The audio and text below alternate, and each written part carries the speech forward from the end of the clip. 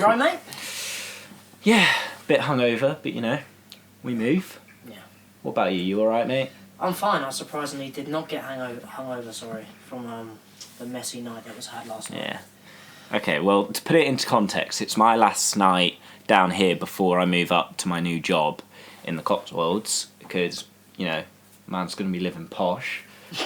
Or Don't ever do that again. working posh, at least. So it's my last night, so me and Callum and a couple of other friends went and drank quite a lot yesterday. The pubs close earlier now, so it was one of those things where you get there earlier, you drink more and you drink quicker. Yeah. So to be fair, we were still in bed by a reasonable hour. Yeah. Which was fucked. And I massively regret it, but don't at the same time. I don't remember a lot of it. I'm class. Yeah, you're fine. I'm fine. I was me. very, very drunk.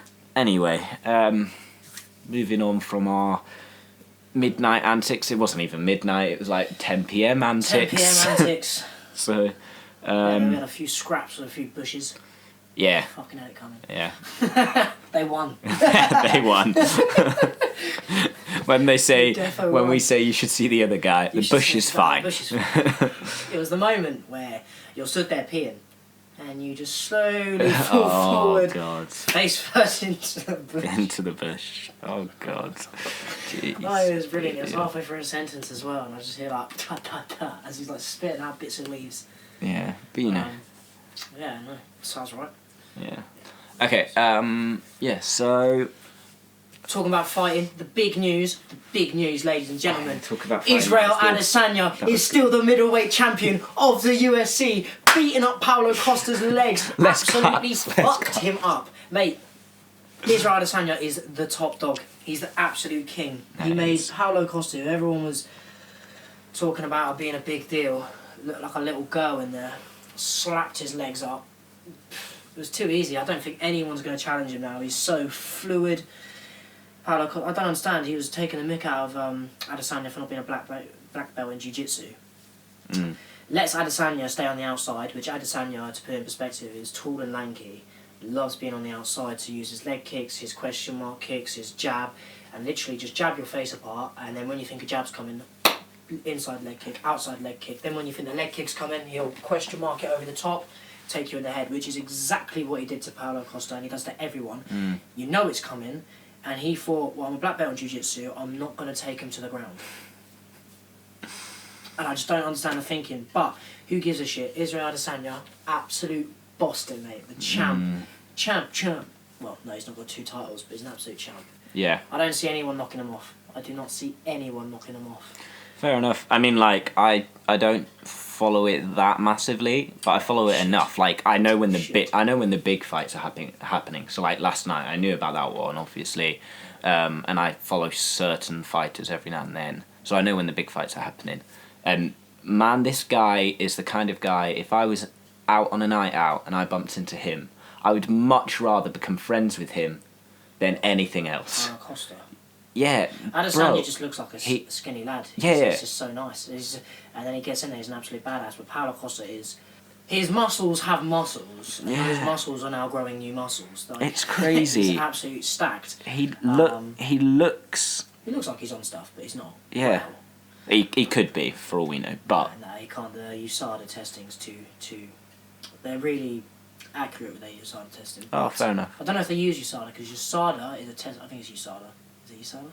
Anyway, the testing agency that they use is different to the one in boxing, I think. But yeah, no, it's an absolute immense... It wasn't even that difficult of a fight watching it through. And in the other big news of fighting, Conor McGregor has announced that he is fighting Manny Pacquiao. So he's returning to fighting again? No, this is boxing, it's not MMA. Oh, okay. He only retired MMA because he put his DMs onto Instagram with Dana White, where Dana White was saying, yeah, we'll get you a fight, and then never did. And Conor McGregor said, right, okay, well, that's too long of a wait. I want to fight now. I want to get 3 fights done this year. Nothing came of it. So it looks like he's going into boxing, so he's fighting Pacquiao. So it'll be interesting to see what happens there. I'll be 100% honest. Pacquiao is much more aggressive than Mayweather.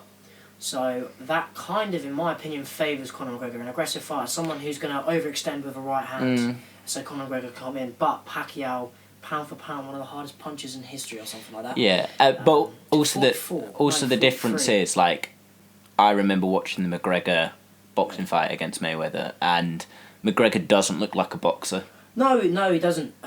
He doesn't fight like a boxer. He's an MMA fighter. You know, he fights like an MMA fighter, but he doesn't fight like a boxer. No, obviously his stance is completely different. So when he's in the cage, he fights with a real forward lead leg. So it's I'd say a karate stance. So he's really, you know, it's up high like this, his chin's down, his hands are quite low because he leans back, he slips right, and then he'll just put his arm up for the block of the kicks. And he's so good at judging range that jab will get to here, and he won't move his head because he knows it's not quite missing.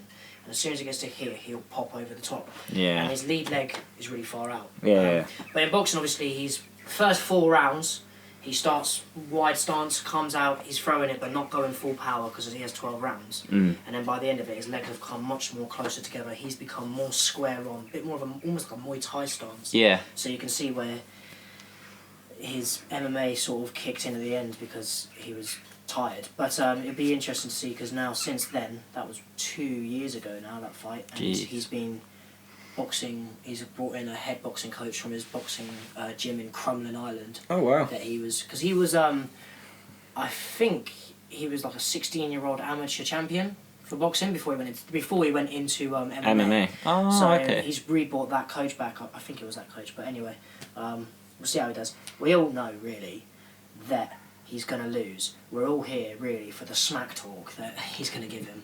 Best trash talker ever.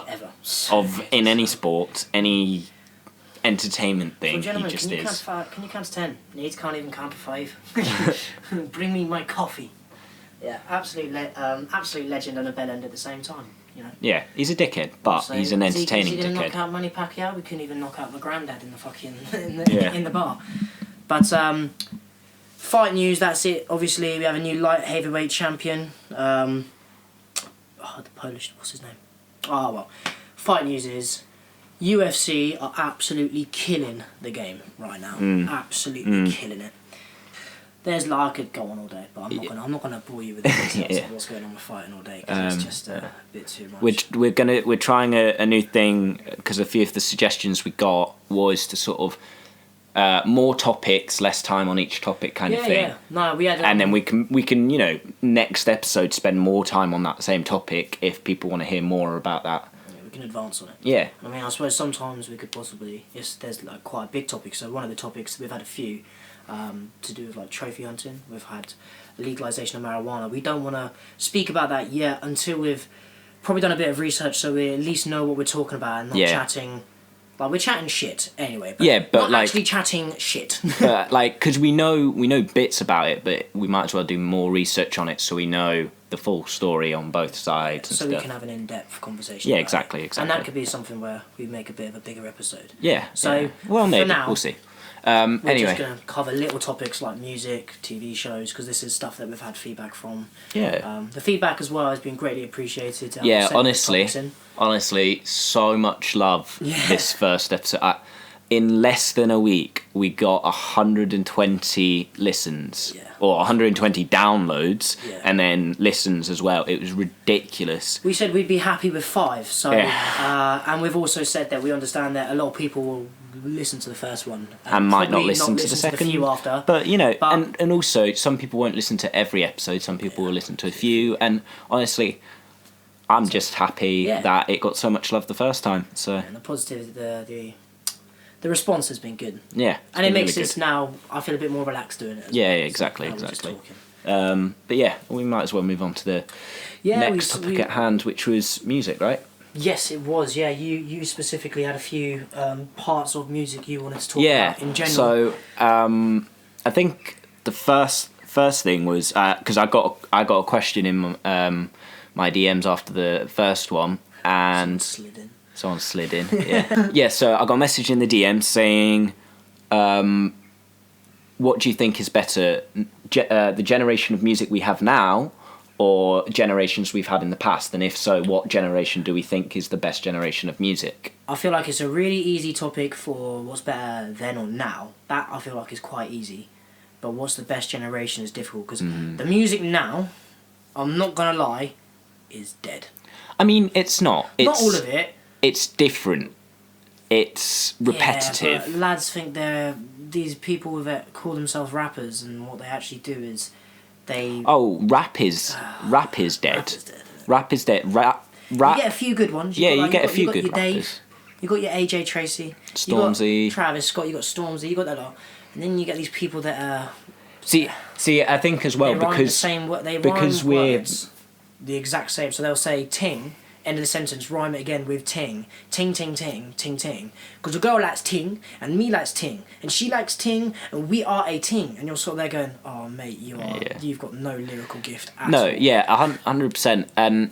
And personally, I prefer British rap to American rap, but I know a lot of Americans who really like the American rap game. I think it's very... The OGs crap. from America are good. Oh, well, yeah, like the OGs, like, yeah, Jay-Z, Eminem... J. Cole's American, I thought he was British. Oh shit, I don't know. I don't know where he's from, actually. Someone you're going to have to point that out to us. But basically, J. Cole is an OG. Yeah, but no, I was thinking more sort of like... You've got the Kanye Wests, the Jay-Z's, the Eminems, Kendrick Lamar kind of thing. Like, they're... Kanye West we should defo cover at some point, because that guy's gone fucking full circles. Jesus, He's gone man. full circles. Jesus, he is something else. But yeah, no, like... Rap's gotten worse. Rap's gotten worse. British rap has got better. But grime. Yeah, like grime is better than it used to be. That's what I associate with British rap. House music and probably like your drum and bass have come leaps and bounds. EDM. Yeah, because I was listening to it. So my manager, she used to love going out and raving and stuff. She would show me the music she used to listen to. When she was going out raving, I was like, this is not, like, it doesn't hit hard like Holly Goof and stuff like that we would go out and yeah.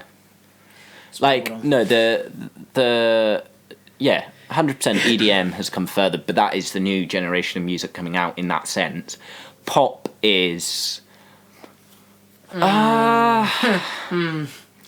okay, like, there's some songs that come out and I'm like, wow, that's a banger, I could listen to that. Yeah. You know, I could still be listening to that in 10 years, but there's a lot of pop that comes out now that I'm like... It's just so wank. It's so bad, like, for maybe a week or two, I'm like, yeah, that's alright. But then... I think an artist that shows it perfectly, Jason Derulo from like 2008 to 2013 was the guy, and now all he does is remakes of TikTok songs like Savage Love and... Well, he did Savage Love. Whatever, basically.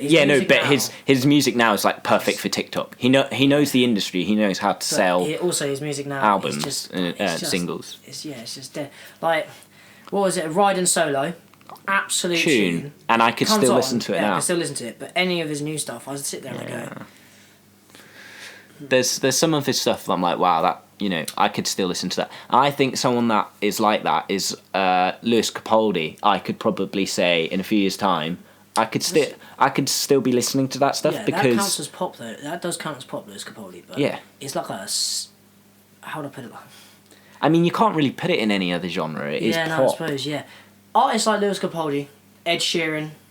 Ed Sheeran is an amazing lyricist. That's the thing with Ed Sheeran. He's not got the most amazing voice in the world. He's got a good voice.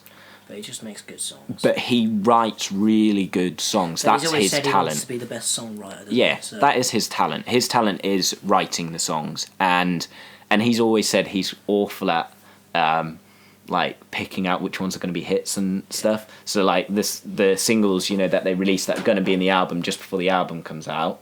He wanted to release like he didn't want to release "Shape of You" as a single. He said he didn't think it was going to be a hit. What a mistake. Yeah, well, that his production, his team around him went, no, release "Shape of You."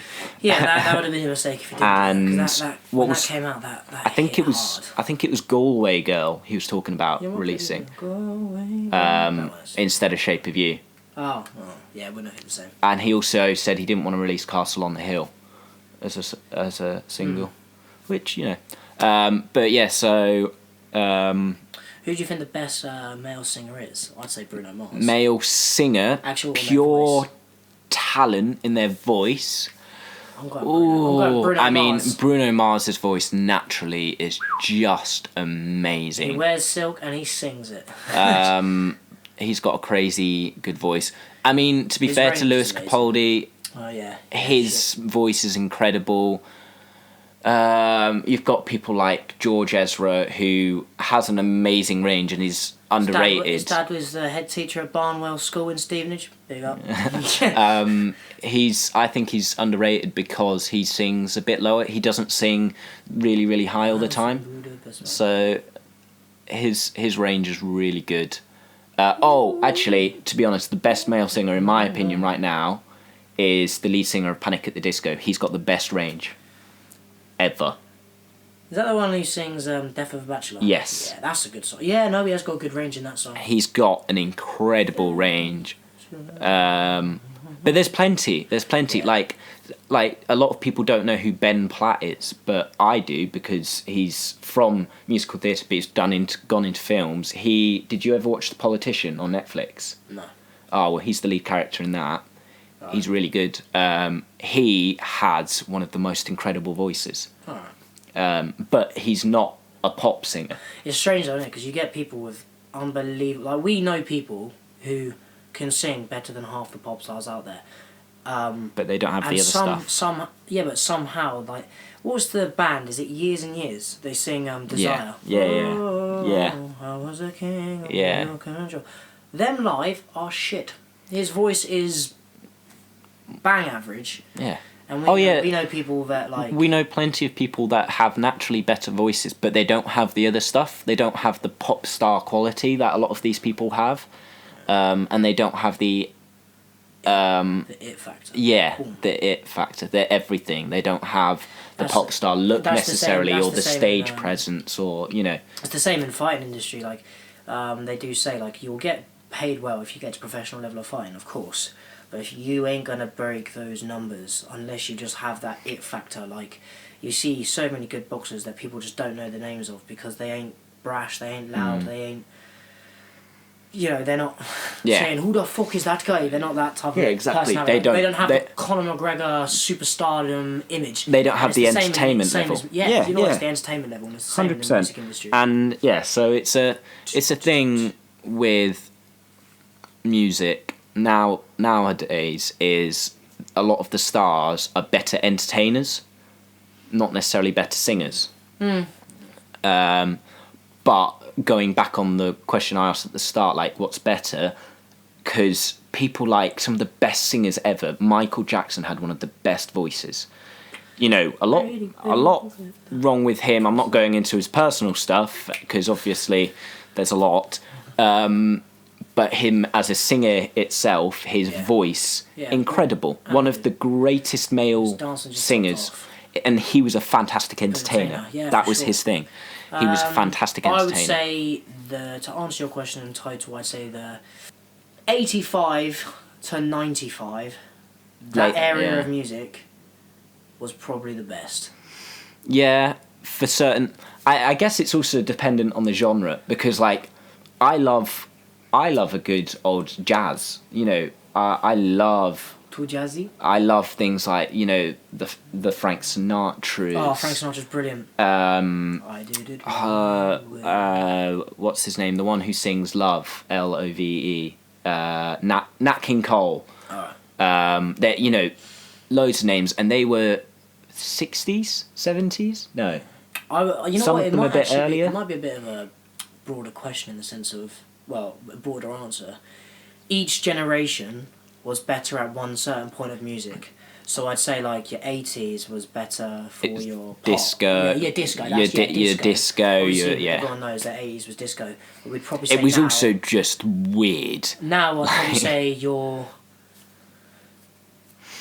I mean, it's the pop and rap. I'd probably go your now. It'd probably be for me what this generation's best at is probably your drum and bass style stuff or your grime. Yeah, in the UK, grime and EDM, 100%, and then people like Lewis Capaldi who do like the ballady pop, and then you've got in America you've got the big ones that are R&B. Yeah, that are like I'd say rap and what is R&B in America? R&B actually originally Was stands rhythm and blues, but now it's it's been changed to rap and bass. No, not a clue, mate. I'm not even going to try attempt because I don't actually know. But basically, yeah, I don't know what it's called more, now. You're more hip hoppy Again, I don't rap. really know. I don't. Yeah. Because also you have to think like early 2000s in America it was big, and I think the late 90s as well. It was sort of like you had people like Dr. Dre. Dr. Dre was so good. Early days of Eminem. Actually, was he 90s? I think he was earlier because obviously he started with NW. He started with like Ice-T and NWA. Yeah. And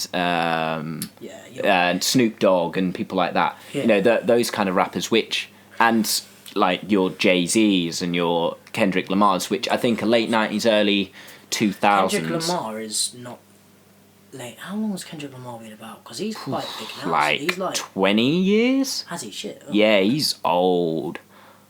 Like, he's been about for a while. He's been about for probably just less time than Jay-Z, I think. Lil Wayne in the Similar time to Eminem, I think. Lil Wayne in the early 2000s was pretty good, to be fair. Yeah, so like Right, do you know that his kind mouth? of thing Do you know was. he has like these grills in his mouth? Yeah, One of the grills he had in his mouth was worth £25,000. that's So crazy. his mouth alone was worth £25,000. That's crazy. And then you have, again, in that sort of same time, you had the people like your Michael Jacksons, who, you know, just revolutionised pop. In 80s, 90s. Yeah. He was in Jackson 5 in the 80s. 70s. No, in the 80s, wasn't it? No. I thought he was in... Thriller came out, was it 88? No, it was way later. It was in the 90s. No, Thriller was 80s, I know that for a fact, because sure? when I was at school back in Earthland Borough, I'll Google it. I danced as Michael Jackson for the Thriller thing, for the Diamond Jubilee, for the Queen, and we were the 80s. I think it was always 88. thought it when was... did Thriller Yeah. come out? MJ. 1982. 1982. Wow. Earlier than I thought. Wow, it was a lot earlier than I thought. He one of the was big- 90s. One of the big things about that was also the music video. Yeah. Because, I mean, he died in, 2009, right? You need to stop Sorry. clapping so loudly. That fucking rings my ears. Yeah, and it messes up the microphone. Um, Yeah, he died. So he died in 2009. He was 50 when he died. I thought he was in his 40s, to be fair. But yeah, so he obviously he was in the Jackson 5. So that, yeah, you must be right. That must have been 70s. Here we go. Years active, 1964 to 2009. Yeah, he was like 9 years old or something. yeah. When he joined ABC, the band. He was really young. When was he born? He was born in 1958 and he started in 1964. So that would have made him around 8 years old. I think 6. 64. Yeah, 6 years old, sorry. 6 years old. Don't know where my maths came from there. Some talent. That is crazy. Yeah. Yeah, and he began his solo career in 1971. No way. 1971 is when he went off solo. Fair enough. But he didn't. He was a dominant figure in the 1980s. Yeah, he was really good in the 80s. Yeah, with Beat It, Billie Jean, Thriller. Yeah, okay. But yeah, no, he was an amazing entertainer. So you had like that kind of industry, and then you also had the, and then you get into like the early 2000s, which Michael Jackson did make it into, and you had your people like Adele started popping up. N-Dubs. Loved N-Dubs. N-Dubs. Because number The thing one. is, I just remember N-Dubs. Their music was at the time everyone's favourite, but I look back at it now and I'm just like, it was never that great. Are you joking? Best Behaviour by N-Dubs is just a throwback every time it comes up. Oh yeah, no, it's so good. It's a throwback, but I just think like the quality of music just wasn't that great. I didn't realise how good Dappy could sing until he released that song, Beautiful Me. Yeah. Absolute, like... Tune. Yeah, and he's got a really good voice. But and then you've got, I think Ed Sheeran was sort of late... Lego House came out in like 2011. Yeah, I was going to say... Because he was Street busking before. So what's it called? Street when you buck Yeah, before. busking. Yeah, Busking. Yeah, yeah. he was busking before, I think. And then someone And put working a video in of pubs him, and someone stuff. put a video of him on YouTube or something, and he blew up. And then he did like. Oh, it used to be and the obviously you have guitar. the Justin Bieber who blew up from YouTube and then did Baby in like 2008. Yeah, something like that. Which, you know, so he's been about for 12 years now, which is crazy to think about. Yeah, he's not doing music anymore. He's decided to focus more on his. Oh no, he took a break from music. He's about to come back to music. Yeah, I was going to say he's going to focus on being. Because I think, if I'm correct, he is married. Yeah. Has he got a kid? I thought they were pregnant, but I'm not 100% sure. I don't really concentrate that much on the gossip. Some Bieber fan. Saying that, his recent music is actually kind of good. I don't mind. He's one of those with a really good voice as well. He's got a nice voice, but and honestly, the point that really proved it to me was was it the One Love concert? I think he was in, where he came on with just a guitar, and he sat and he sang with just him and a guitar, and it actually showed me, actually he is quite a talented musician. He's a dickhead. He's really good at the drums as well. Yeah, he's a very talented musician. Similar to like To be Bruno fair- Mars. Bruno Mars was again around that same sort of period, around sort of 2008. I think But his style changed because he went from like Grenade and Just the Way You Are. Yeah, that's it. Just the way you are. And then now he's like 24 Carat and yeah. I tell you what, here's that album alone. 24K. Absolutely banged. Oh, That album 24K was so good. 24K. I think was the best album that year, Yeah, arguably. I wouldn't disagree because you've got 24K, which is solid. And then What you've year got, was like, it? 2017, right? Yeah, you went to see him live, didn't you? I did. That was that tour after that album. One of the best live shows I've ever seen because he's a showman as well. Yeah. He dances. His band. He's really good at dancing. Yeah, he's really good at dancing. His band dance with him, so they're playing like the saxophone and they're doing these like walks and spins and stuff. He's crazy good entertainer. Let me see what. Because what songs you've got on that 24K album? You've got 24 Carat. You've got what's that song? It's My Birthday. No, it's Perm. not. Perm. That's absolutely Chunky. Chunky. Yeah. What a tune! That's such a good album. Let's have a look at the album. 2016 was when it was released. That's What I Like, Versace on the Floor, That's what Finesse. I like, Versace. Mate, you're just So listening to bangers. the 5 singles that he released from the album was 24K Magic, Tune. which came out in the October, and then in That's What I 2017, Like. That's What I Like, Versace on the Floor in the June, Chunky was released in the November, and then Finesse in 2018. So actually, over those 2 years, over a year, he released 5 solos from it. Yeah, actually, no, that album. It debuted at number 2 with first week sales of 231,000 equivalent album units. That's Average numbers. crazy. And became Mars's first number 1 album on the US top.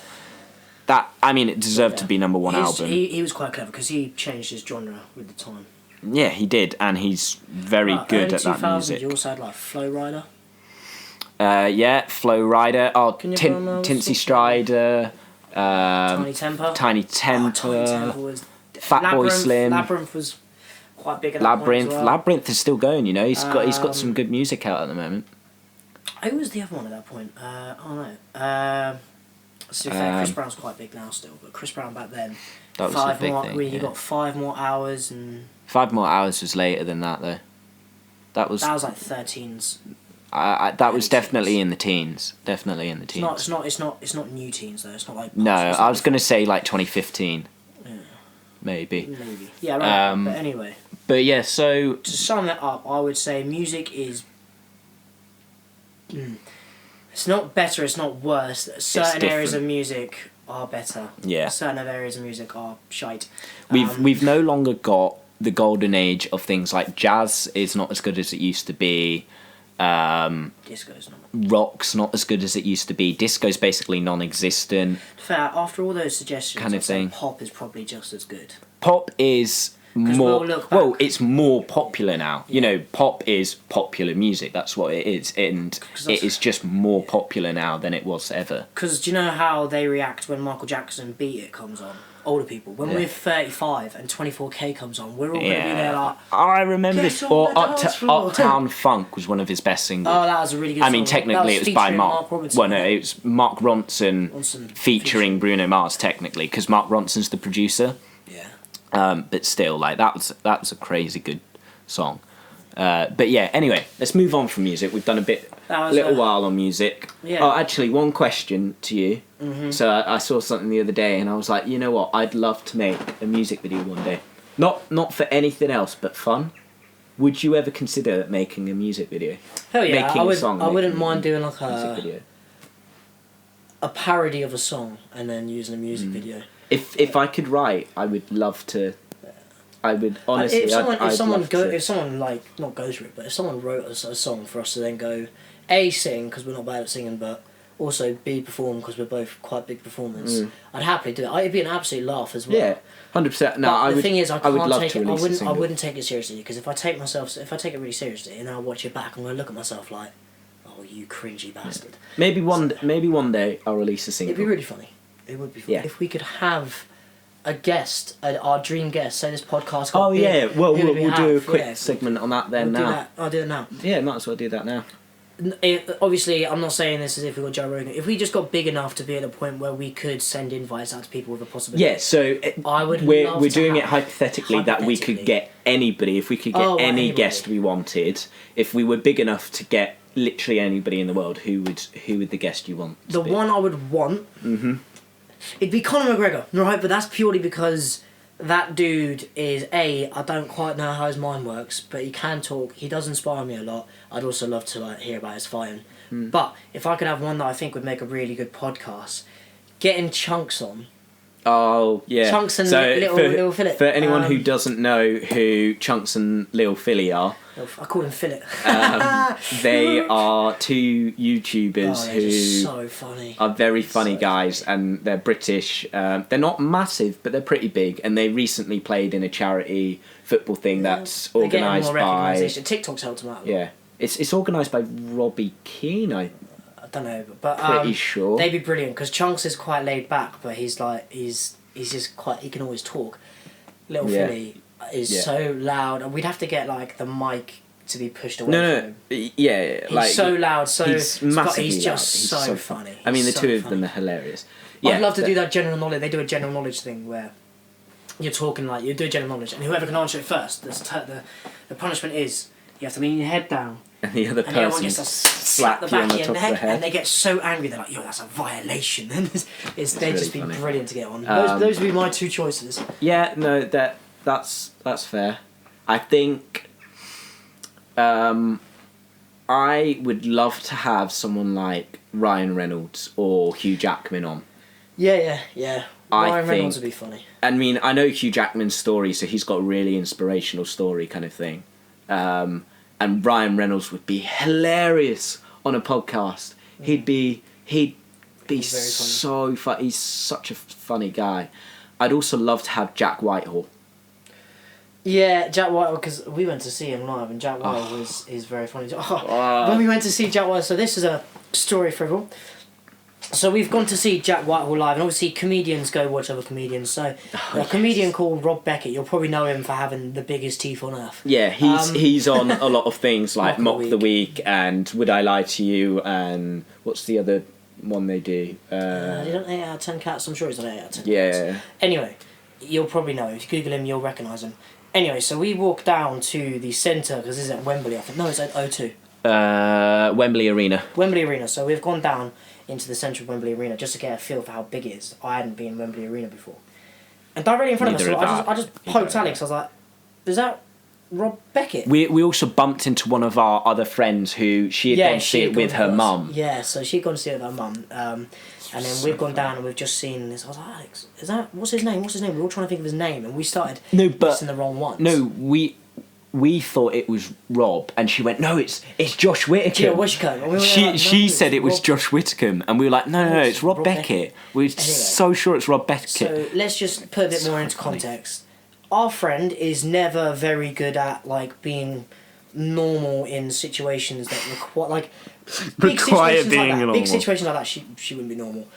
Alex, forever has had a room. Well, Alex is kind of camp, especially back then. So he can be very camp. And me, I'm usually quite cool-headed. But for some reason, there was a whole switcheroo in this occasion. Well, apart from her, she was very crazy and like amazingly. So just like you know, like crazed fan. Yeah. And the thing is, she was a fangirl and you saying his name wrong. So bad. Oh, it's so funny. We're talking. Oh my god, it's him. And then I turn around and he's literally as close as Alex is to me now. And I've just gone, oh hello. Instantaneously, I've gone, what have I done? And he looks at me and went, all right, mate. Carried on walking. And I just went, you right, mate? How you doing? And he went, yeah, good, thanks, good. Walks past our friend, so I've gone from being cool-headed to oh hello to him going from oh hello to you right, mate, and then we just have our other friend chasing him down Wembley Arena. Going, Josh Whittaker, I've got you on my phone. I've got you on my phone. I've got you on my phone. And oh my god! So Alex is just so there funny. watching our friend run after him.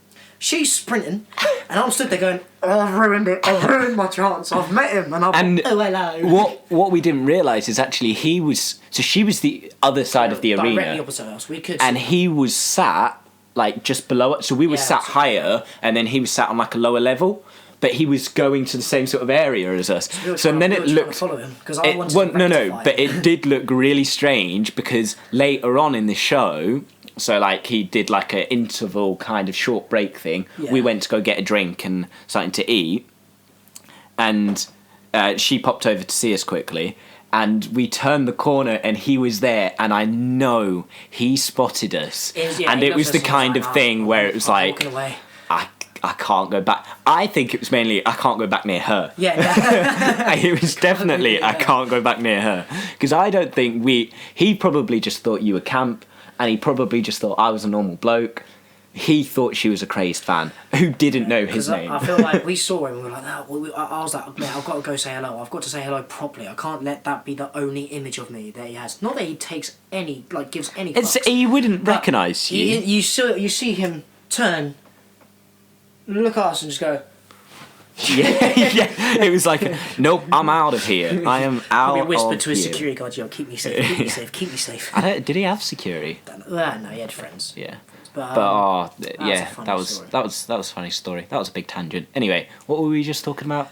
We were guests. We were talking about guests. So yeah, no, mine would be Jack Whitehall or Ryan Reynolds / Hugh Jackman. I'd love to have them both on because they've got a rivalry thing. Oh, it's just because of Wolverine, Deadpool. Yeah, I know, and nice. It's really funny. Pair of criminals. But yeah, so. Yeah. Anyway. What we was going to talk about, rather than what guests we'd have on, we were just talking, obviously, there's a bit of a chance that a second lockdown is looming. Now, whether it will happen, whether it won't... In some areas it already has. Yeah. What we were going to discuss was what the first lockdown taught us, how we would do second lockdown, how would we... Do it differently. Yeah, do it differently. How would we get through it? What you're going to do to keep yourself entertained? Because there is only so many seasons of Brooklyn Nine-Nine... that you can rewatch over and over and over and over. Yeah. So yeah, what would you do differently this time in your lockdown?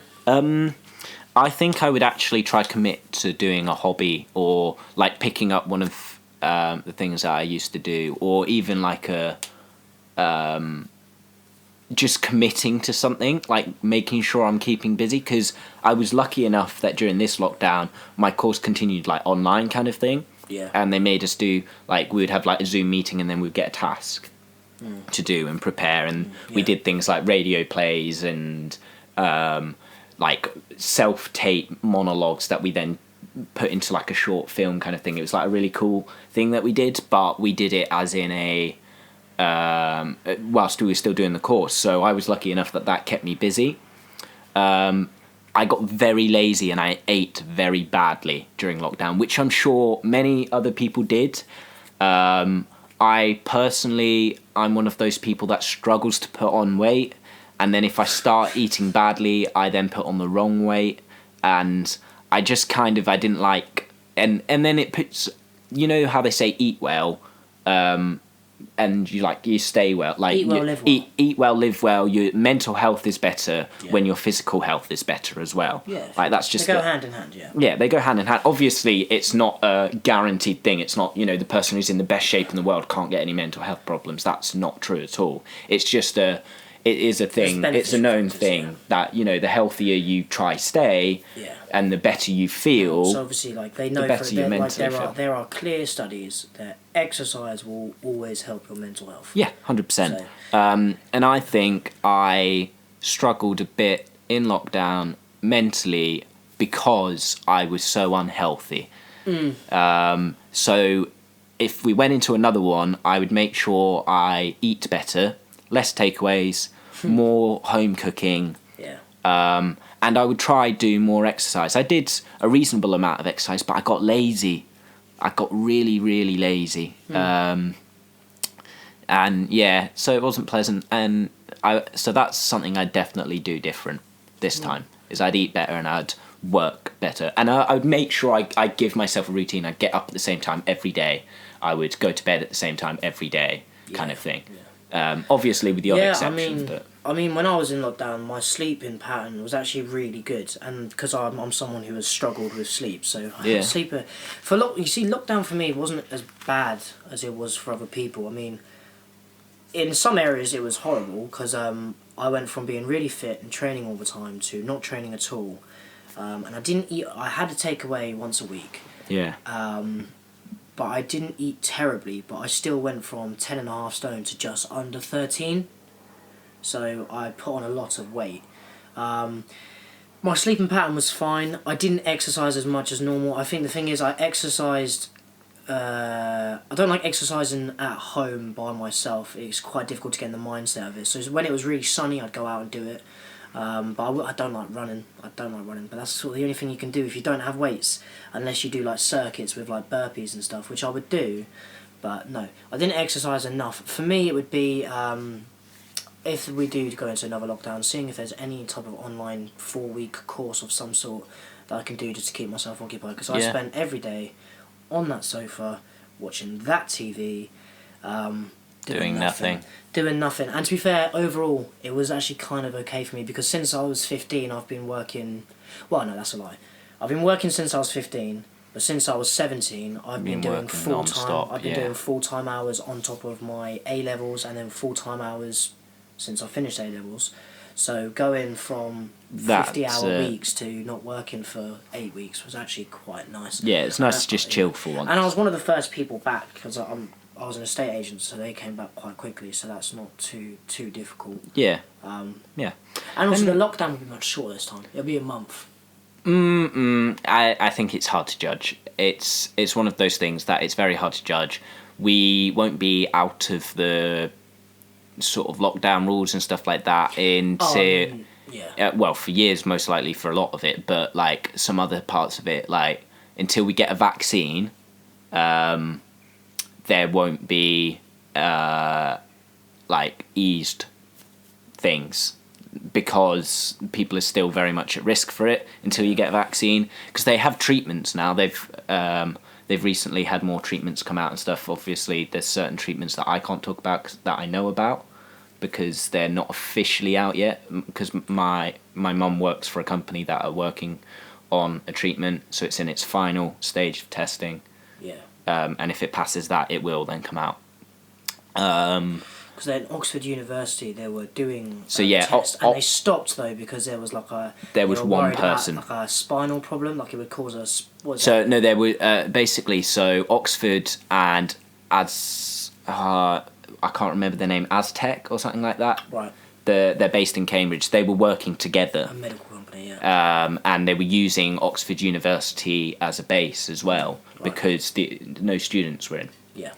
And they had funding and stuff, so they were using that, and they found they basically put this thing through. I think it's a vaccine, and it got to the final stage of testing. It got to human testing, but one of the people they were testing on got really ill from it. got really, really ill from it, and it was like but I know it wasn't like I'm ill, I'm stuck in bed. It was like an actual. There was like something wrong with part of his body. Complete shutdown. It really made them really, really ill. So they had Fucked him up. They had to figure out what happened, why it happened, what he had specifically compared to what the other people had, blood and types, etc. all of that, so they could know if they're allowed to continue the testing and what they need to change in the drug, if they need to change something, and so on. Or is this drug going to be more specific for this type of person who doesn't have that? Exactly.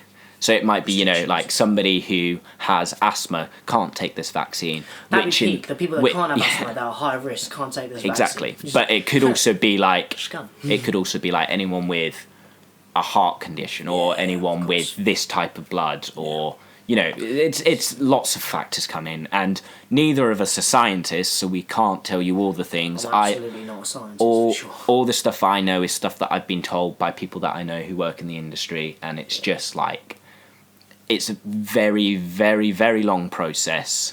So it will be a long time. There's a reason it takes so long for you to get a vaccine. Oh yeah, and if they do it before April next year, which is their target or something, it will be like the quickest vaccine ever made in history. Yeah. It's huge. So yeah, and I think even once we get it and we're out of it, I think masks will still become quite a common thing for a lot of places.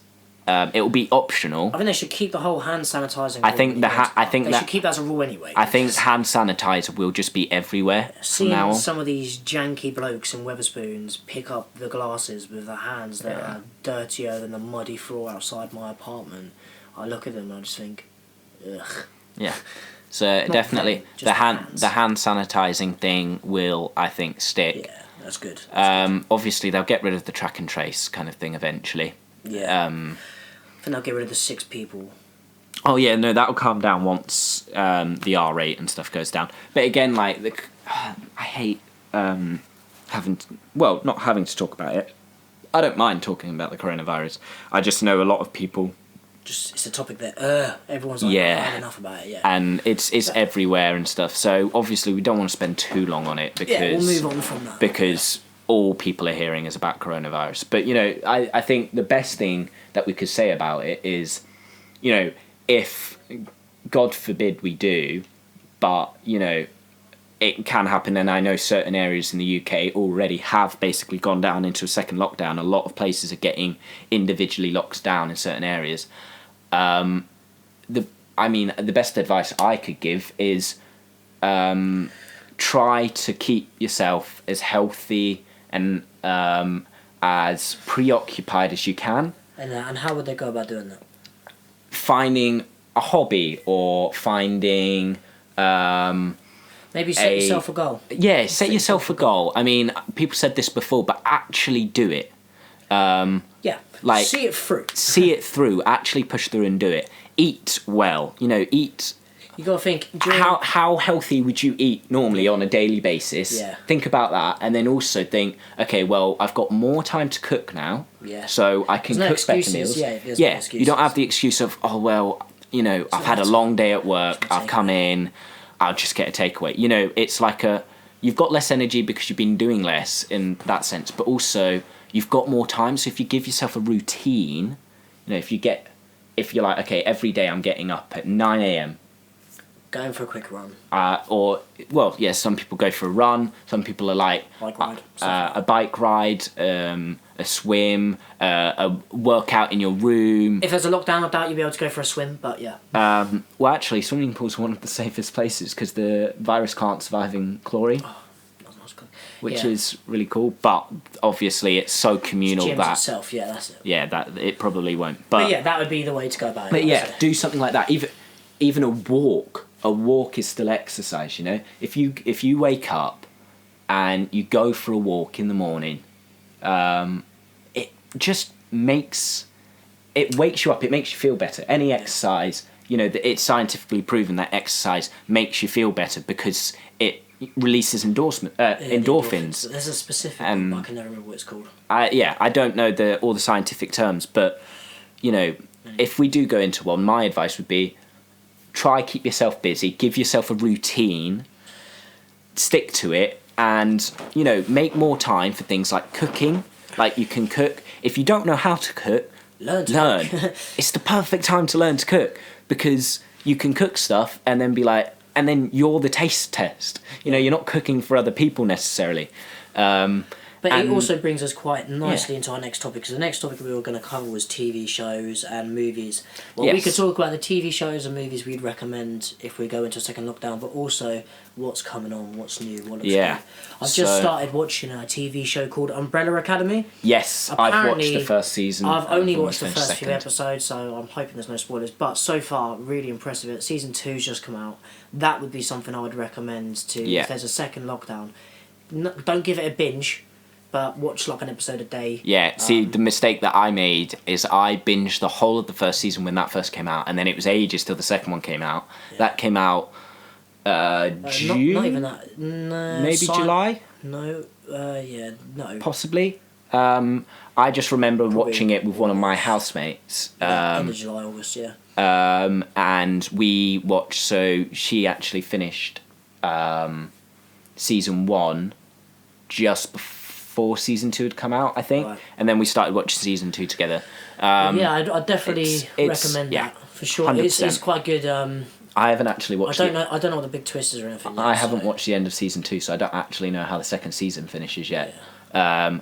But I've watched all of season 1, and I've watched the majority of season 2, and I can tell you, definitely, I recommend it. Watch. Don't binge it, because you'll get bored of it if you binge it. Yeah, not only that, it's already done in one day, and then you have to think of the next few weeks, watch it in stages as well. Maybe set yourself your own TV schedule. So Sky that shit. Twice a week you watch Umbrella Academy. Something. Or an episode a day.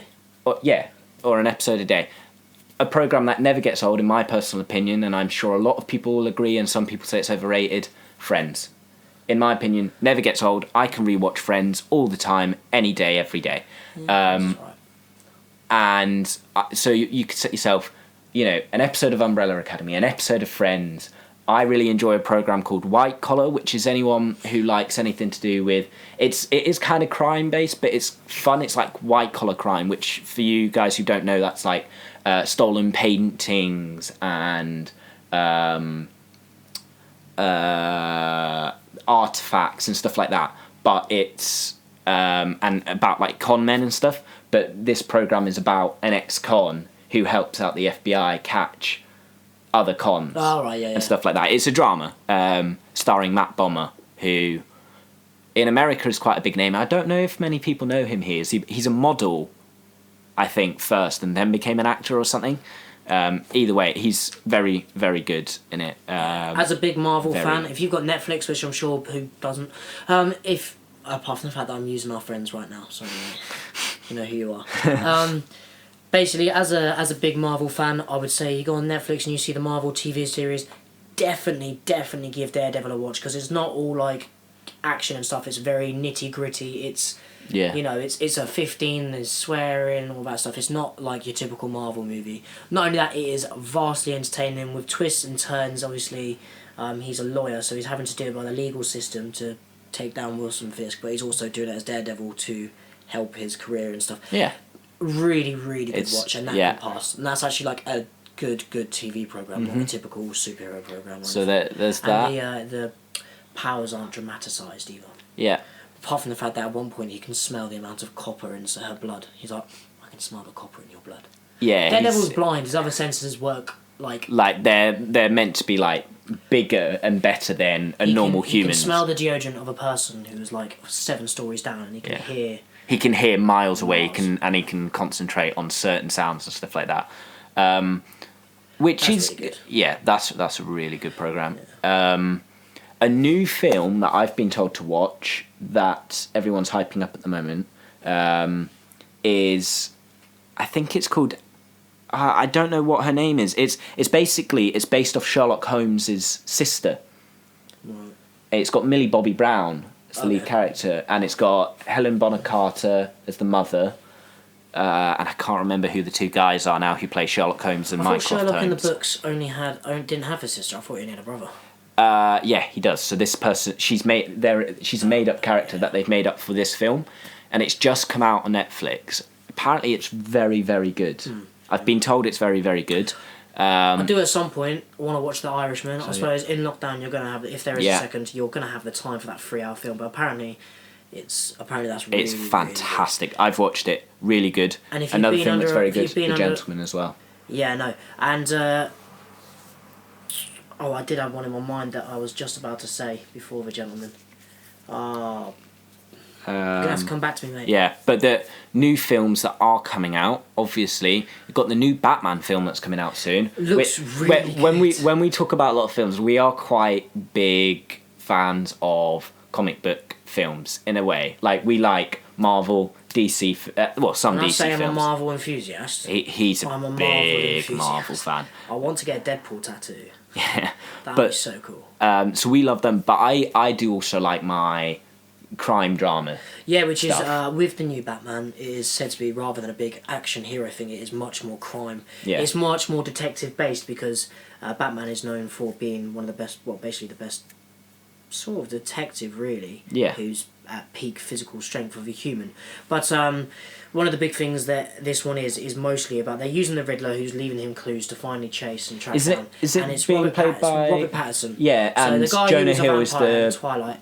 lead bad guy, right? Or was it No, he was in talks? Jonah Hill isn't the Riddler, no. I can't remember who they got, but Maybe there was talks for him to be a bad guy, and it looks nitty, it looks got gritty, taken out. it looks dark, it looks. I don't know if any of you've seen Gotham on Netflix. Oh, great program. program. If you look at the way that's filmed, very grey, very dark. Yeah. Rust, like just a grit style program. Very good. They've got that very much so in the Batman, and the suit as well looks really good. Yeah.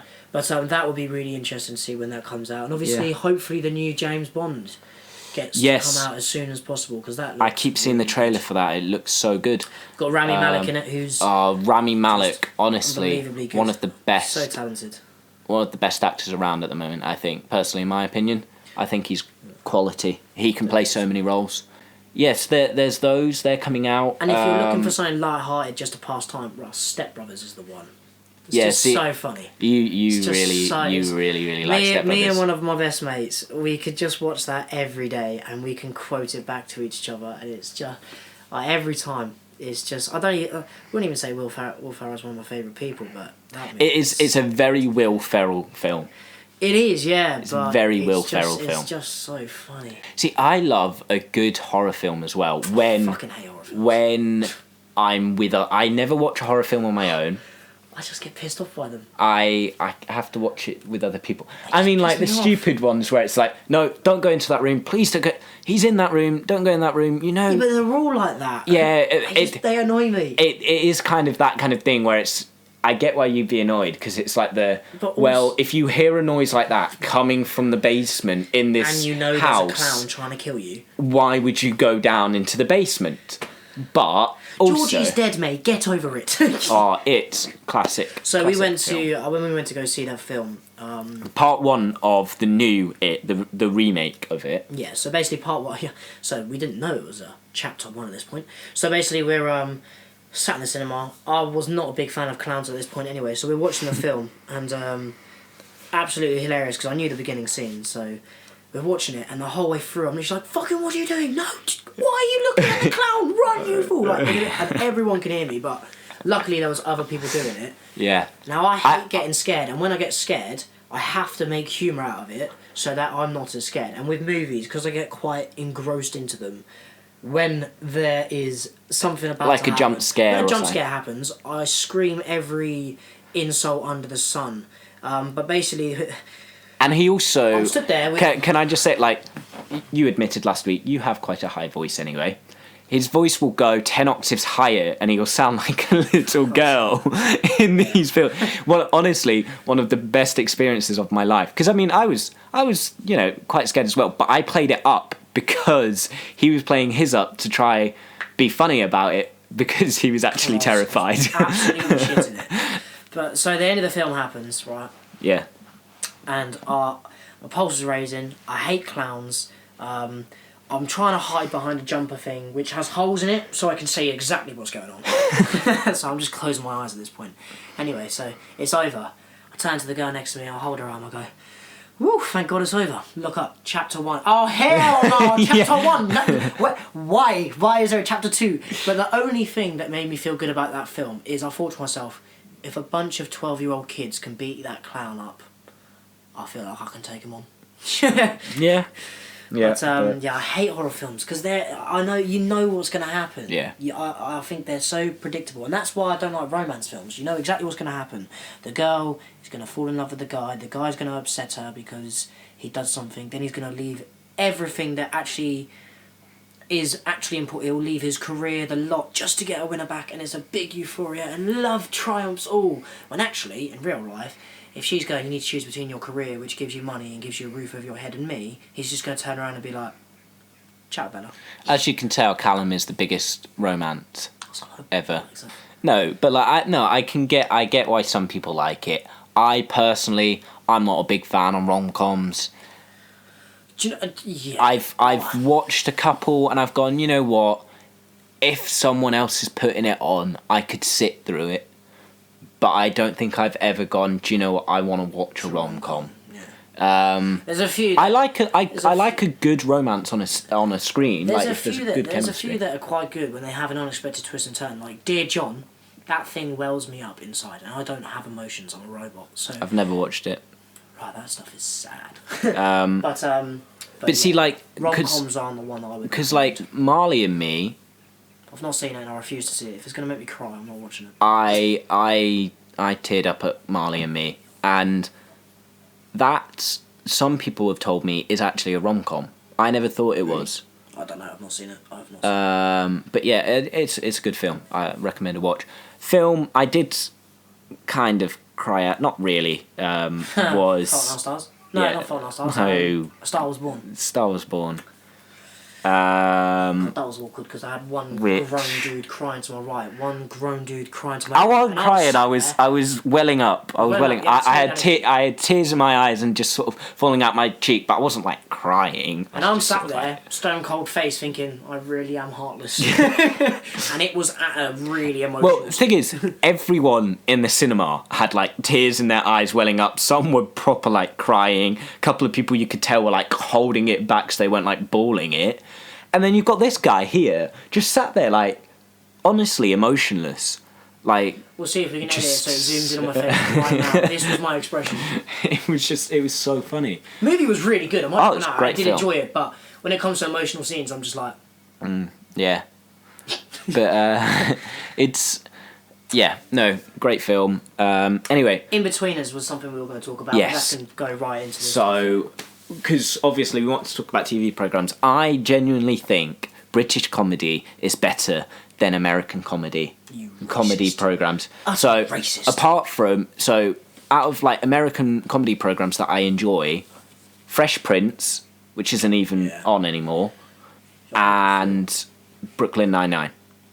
How I Met Your Mother, Big Bang Theory. Oh, How I Met Your Mother, yeah. Big Bang is something I can put on in the background. Like Big Bang Theory for the first 7 series was top notch. Big Bang is one of those that I can have on in the background. I don't mind it. I know lots of people who hate on it. Biggest show. There's a lot of people who love it, but there's a lot of people who hate on it. And I'm perfectly fine with having it on. Like, it's a chill kind of thing where you can actually do other stuff at the same time. You don't have to concentrate the whole time on it, which I quite enjoy. How I Met Your Mother is great. You got me into that. But British comedy programmes, you've got In-Betweeners, possibly the greatest comedy of all time. It's just so I wouldn't say it's the funny. greatest of all time, but it's just. But like every school guy, it's just like. Stuff like but it's just like the stuff they say to each other. It's like we grew up saying that stuff and knowing people just said that stuff. Like, you know, friends. It's just like. Why do you have to do thumbs up? It's because it's going up your ass first. It's just like the thing, and like we all had that friend who was like Jay, who was like, oh yeah, you know, I've fucked this many girls. I was toe fucking this one whilst I was fingering this one and fucking this one while she was bent over here. Alright, Jay was just telling us about the birds he had. He's a fucking liar. Like, it's just, It's one of those programs that I could... Absolutely vile. It's vile, but so funny. And then another British program that again is quite vile, Bad Education. Oh, it's brilliant. Jack Whitehall, hilarious. I really like Friday Night Dinner as well. Friday Night Dinner, again, another British comedy that's absolutely hilarious. Yeah. Shalom, Jackie. Shalom to you all. But yeah, no, it was, like that kind of comedy is just really ridiculous and funny and crude. It's just so funny. Outlandish, yeah. It's outlandish, and it's just one of those. You see the Americans try to make their version of In-Betweeners, and it was absolutely terrible. But I have to admit, one of the UK comedies that was also very, very good in American, when they did the American version, is The Office. So The Office is hilarious. You think Steve Carell did it? And then they made and then they did make the US Office, which is also Steve Carell. Very funny. Yeah, it was really good. Stop putting my stuff in gelatin. Speaking about Ricky Gervais, he's got Afterlife, which is another very good program. Now, that show, I had to just walk out because I was going to cry at that one. It's a very good show to watch, and it has its funny moments as well. Yeah, it's really very funny, but then very that's heart wrenching. Deep moments in it. What other British comedies did we grow up with watching? It was always Channel 4 comedies. That was the thing. It was Channel 4 did the best comedies. BBC did the best dramas. I don't know if anyone ever saw ITV did good. Step Siblings was really good, but I don't think I never watched that. Absolutely brilliant scene. Basically, he's decided to play on like the disabled basketball team, but he's not disabled. But I don't know why he did it. I don't know how he got in the situation. But basically, they're in the final. He wheels his chair. He catches it. It's his moment. He's just come on. He throws it. It goes in. He gets off his chair, he runs around, he's sprinting all over the gaff, get in! And everyone just stops and looks at him, and he stops, looks around, realises what he does, and just goes, oh. I just thought it was absolutely like the comedic timing. It's so good. Gavin and Stacey. Alright, Gav, how's it going? Alright? Absolute Gavin and Stacey, absolutely. And what made that show so funny, it wasn't they were doing, like, huge built-up jokes or you're a pervert and stuff like that. It was everyday conversations that made it funny. Like, and what service station do you stop off at? And then it was the relationships between the people. Like all of it didn't feel like any of the characters were pointless to have. No, they all. That's the thing. That's what they did really well. Gwen. No, but Gwen was there because she was just like we all know a Gwen. We all do know a Gwen. She's know a Gwen. Auntie. My auntie. Yeah, like we all know a Gwen, and Smith's the Runa. I just love like Gavlar, Pamela, Smith the Rooney. Yeah. Oh, it's absolutely brilliant. It's me and my missus, we spend nearly every day. We'll come out with a Gavin Stacey quote. It's just brilliant. It's one of those that is just so funny. Lamb booner, chicken booner, prawn booner. Pete, have you been thinking about my booners? Oh yeah, well they're my booners. The humour's brilliant. Now that is dry British humour. Yeah, that is to its 100%. And it's hard to recreate something like that, to be honest. No. Oh, and did you ever watch Not Going Out with Lee Mack? No, I didn't see that. Hilarious. That's really funny. And then there's Outnumbered with Hugh... Hugh Dennis? Is it Hugh Dennis? Is that his name? It's the one from Mock the Week, isn't it? Yeah. That's very funny as well. Mock the Week is brilliant. That's very dry humour. Yeah. But and then in Britain we have 8 out of 10 Cats. Yeah, Mock the Week. The show host, Would I Lie to You? Yeah, what was the other one about news? Have I Got News for You? That's brilliant. Does that still go on? Even QI is pretty good. Yeah. Like, we have those kind of programmes that are very funny. You have comedy panel shows. Yeah. Which I think in America they don't do. No, they do late night shows, don't they? Like, they have the Late Show, like Late with James Corden, Late with Jimmy. Fallon. He's brilliant. And also Jimmy Kimmel, and they've got like a Late Show in basically every state. We've got the same though, because we've got obviously like Graham Norton. Yeah, so we have shows like that. So you've got the Graham Norton show. You've got Graham Norton. Who else do we have over here? I know you've got that Will Cotley bloke. You've got the Jonathan Ross show. That's it, Jonathan Ross. That's the one. Alan Carr has his own one. Oh. He's Alan Carr chatting. Oh, Alan Carr. Yeah, but I get the appeal of him to many people. But yeah, I love British TV, and In-Betweeners is one of the best, hands down, one of the best British programmes ever made. Yes, Lauren, it's a fucking fish.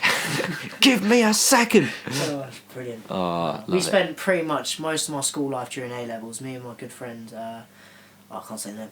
Anyway, 2 friends and then 1 girl at the end of our table. And all we'd do is we'd just whisper randomly. We'd go deadly quiet and I'd just hear, "Is that a fish, Will?" The teacher would be like, "If I hear you lot laugh one more time, you are out." So we'd stay really quiet and then we'd just hear, "I've got feelings too, you know." And the girl at the end of our table would be fuming. She'd walk out that class going, "You're fucking ruining my media." And we'd be sat there like, oops. It was just so funny. We spent all day one-line quotes. I just remember when that episode with the "Ooh, Friends" came out, and everyone in school, everyone, like, you'd be like, "Oh, this is my friend." They'd be like, "Ooh, Friends." And it's just like one of those things that it so just became like you would quote In-Betweeners around school. You just would all the time. And you could say it in school at any time, and someone would know to know the next line. Yeah, someone would be able to finish it off. So literally, you could be in class, you could go, "Is that a fish, Will?" "Yes, Lauren, it's a fucking fish." It's so good. Come on, let's skin. Anyway, yeah. On to our final. We'll close it down, or our final thing. We've been asked by one of our listeners. Someone who listened last time. We won't call them listeners yet until they've listened to a few. Yeah. Loyalty, folks, loyalty. And he said, like, what is something that we used to do that we would love to get back to doing again? Yeah. Now, for me, it would definitely be acting, because I was really good at acting. But A-levels, because of A, how much I hated A-levels, B, how much I didn't go to them, and C, the teacher I had in A-levels, sorry, if you ever watch this, you probably won't.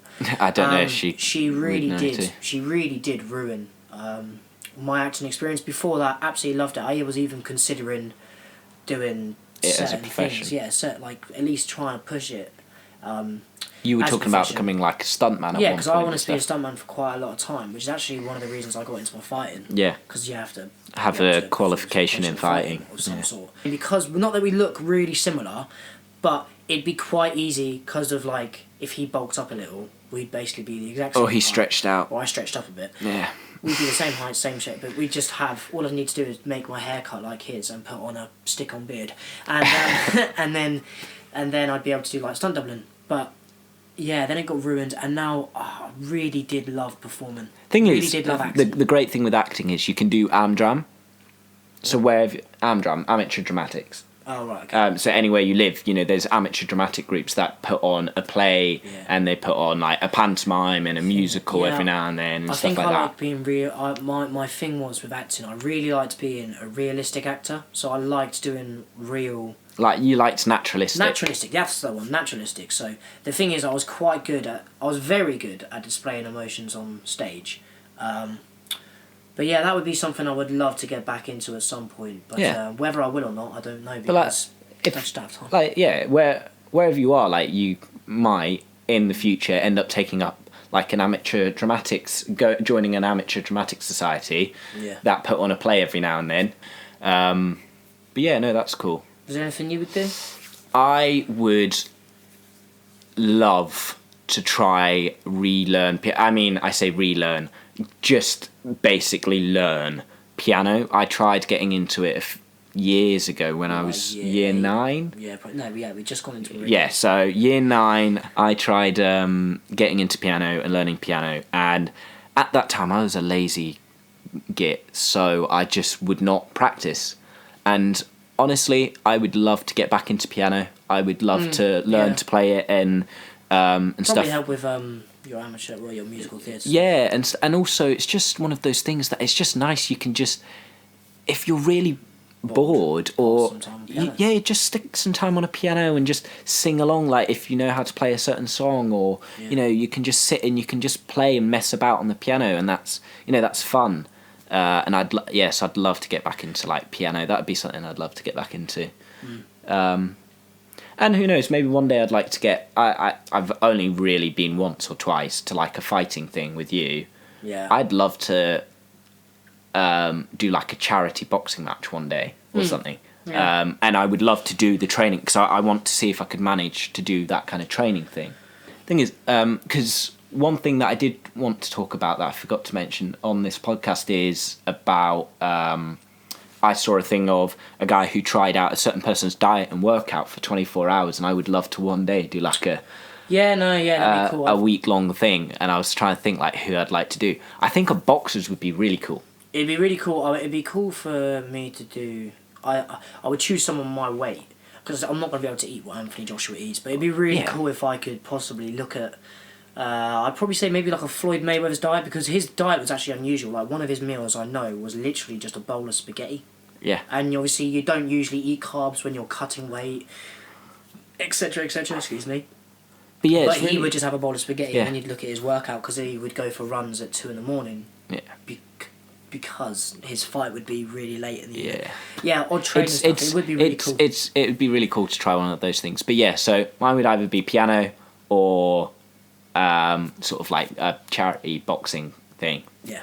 But yeah, whatever it is, I think with hobbies, whatever it is, as long as it brings you some pleasure, I just like the idea of, just sat there doing something that makes you be able to go, oh yeah, I enjoyed the last hour I did of piano.